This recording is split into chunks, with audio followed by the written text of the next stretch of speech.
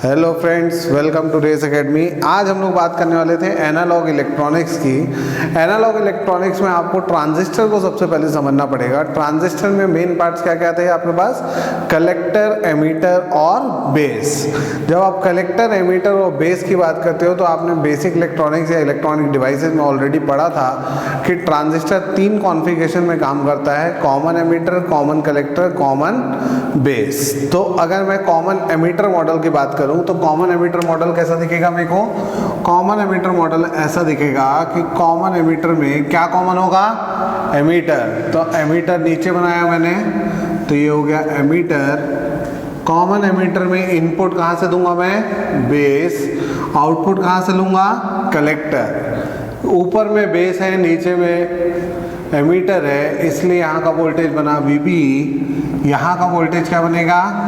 VCE। यहाँ पे कौन सा करंट होगा? IB। यहाँ पे कौन सा करंट होगा? IC। तो 2 पोर्ट नेटवर्क है बेसिकली कोई भी ट्रांजिस्टर। तो आप 2 पोर्ट नेटवर्क कैसे बोल रहे हो? एक इनपुट पोर्ट और एक आउटपुट पोर्ट, और दोनों करंट का डायरेक्शन एक दूसरे से opposite. So this configuration is common ammeter. Let's say अगर मैं बात करूं आपसे कॉमन बेस की, तो कॉमन बेस में क्या कॉमन होगा? कॉमन बेस में कॉमन होना चाहिए बेस। तो आप यहाँ पे क्या लिखोगे? बेस। आउटपुट कहाँ से रहेगा और इनपुट कहाँ से रहेगा? इनपुट एमीटर से रहेगा, आउटपुट कहाँ से रहेगा? आपका कलेक्टर। तो यहाँ पे कौन सा वोल्टेज रहेगा? VEB। यहाँ पे कौन सा वोल्टेज हो जाएगा आपके पास? VCB। ऐसे ही होगा। यहाँ पे कौन सा करंट होगा? IE। यहाँ पे कौन सा करंट होगा आपका? IC। तो ये तो हो गया आपके पास कॉमन एमीटर और कॉमन बेस। थर्ड कॉन्फ़िगरेशन जो काम की है वो है आपकी कॉमन कलेक्टर। तो कॉमन कलेक्टर आप खुद बना सकते हो, एकदम सिंपल है, आप ट्राई करके देखो। यहाँ पे कलेक्टर एज इट इज रहेगा, तो ये कलेक्टर एज इट इज आया। इनपुट पे क्या आएगा अपने पास? इनपुट हमारा बेस से रहेगा, आउटपुट हमारा एमीटर से रहेगा। ये कॉन्फ़िगरेशंस आपने पढ़ी थी इलेक्ट्रॉनिक डिवाइसेस में। तो VEC हो गया यहाँ का वोल्टेज, यहाँ का वोल्टेज क्या होगा? VBC। यहाँ पे करंट कौन सा होगा? IB। यहाँ पे करंट कौन सा होगा? IE। तो ये हो गया कॉमन एमीटर, कॉमन बेस और कॉमन कलेक्टर। अब सिमिलरली अगर मैं बात करूं तो सबसे इम्पोर्टेंट एनालॉग में जो है वो H पैरामीटर मॉडल पे बात करते हैं हम लोग। H पैरामीटर मगर आजकल की डेट में आउटडेटेड मॉडल है, फिर भी हमारे सिलेबस में सबसे इम्पोर्टेंट है H पैरामीटर। H पैरामीटर की अगर मैं बात करूं तो H पैरामीटर का इक्वेशन हमने ऑलरेडी पढ़ा था 2 पोर्ट नेटवर्क में। 2 पोर्ट में इसका नाम था हाइब्रिड पैरामीटर। हाइब्रिड मतलब क्या होता था? इनपुट का वोल्टेज, आउटपुट का current is a function of input का करंट, आउटपुट का वोल्टेज। तो I1 कॉमा V2। तो आप अगर यहाँ पे ध्यान से देखो, अगर इक्वेशन को लिखना है तो V1 हो गया, ये I2 हो गया, इज इक्वल्स टू यहाँ पे कौन सा करंट है? I1, यहाँ पे क्या आ गया? V2। मैट्रिक्स आपको लिखना आता था, ये हो गया H11, ये हो गया H12, H21 और ये क्या हो गया? H22।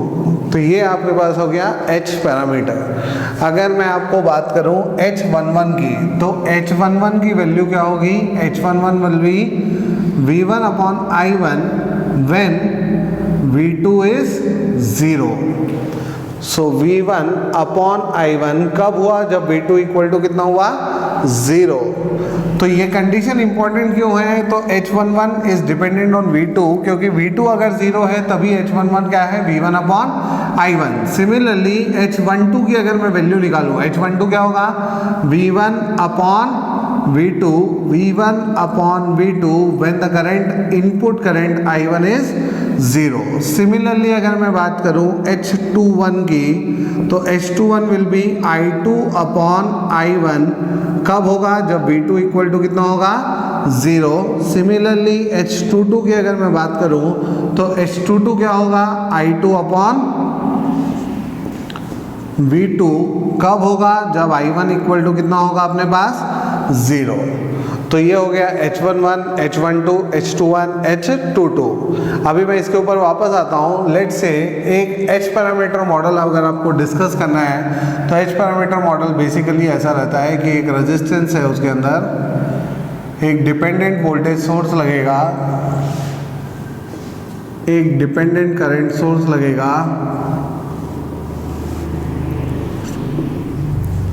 एक रेजिस्टेंस लगेगा। अब आप बताइएगा मेरे को, पहला पोर्ट था क्या आपके पास, इनपुट पोर्ट V1, यहाँ पे कौन सा पोर्ट था, V2, तो ये हो गया V1 V2। यहाँ पे जब आप देखोगे तो ये हो गया I1, ये क्या हो जाएगा आपका I2, ऐसे होगा। ये फर्स्ट वैल्यू जो होती है वो क्या होती है, H11। जब हम लोग इसकी बात करते हैं तो ये डिपेंडेंट वोल्टेज सोर्स है which depends on the value of output voltage, तो output voltage is V2। H11 था तो ये क्या होगा, H12 V2। This is dependent current source, तो दिस इज H21 I1, ये डिपेंड करता है इस वैल्यू पे। ये रेजिस्टेंस को आप ध्यान से देखिए, इसको मैं नेम दे रहा हूँ 1/H22, क्योंकि आप ध्यान से देखना, what is impedance? Impedance is voltage upon current, but admittance is current upon voltage। तो सिमिलरली जब आप यहाँ पे बात करते हो तो आपको मैं नए नए नाम भी बता सकता हूँ। देखिए आप कैसे होगा, V1 हमारा कौन सा वोल्टेज था, इनपुट वोल्टेज। I1 कौन सा करंट था, input current. Input voltage upon input current is input impedance, तो इसलिए इसका नाम क्या आया, HI। V1 upon V2। आपको सबसे पहले एक और चीज समझनी पड़ेगी, gain. What is gain, gain is nothing, gain is output upon input. तो ध्यान से देखो क्या बोल रहा हूं मैं, output upon input is known as gain, पर यहाँ पे देखो input voltage upon output voltage, तो इसका नाम हुआ reverse voltage gain.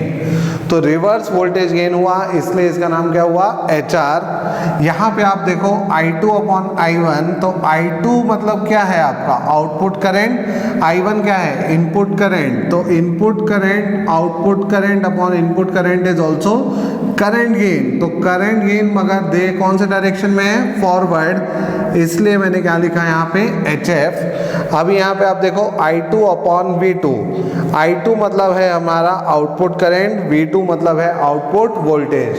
Current upon voltage is admittance, और हम लोग आउटपुट पे बात कर रहे हैं, इसलिए इसका नाम क्या पड़ा, HO। तो मैं फिर से आपको डिस्कस करता हूँ, H11 था V1 अपॉन I1। V1 कौन सा वोल्टेज था, इनपुट वोल्टेज। I1 कौन सा करंट था, इनपुट करंट। तो input voltage upon input current is input impedance, that's why I have written HI। V1 कौन सा वोल्टेज था, इनपुट वोल्टेज। V2 कौन सा वोल्टेज था, आउटपुट वोल्टेज। अगर आउटपुट अपॉन इनपुट होता तो वो गेन होता, इनपुट अपॉन आउटपुट है इसलिए रिवर्स वोल्टेज गेन, इसलिए हम इसको क्या बोले, HR।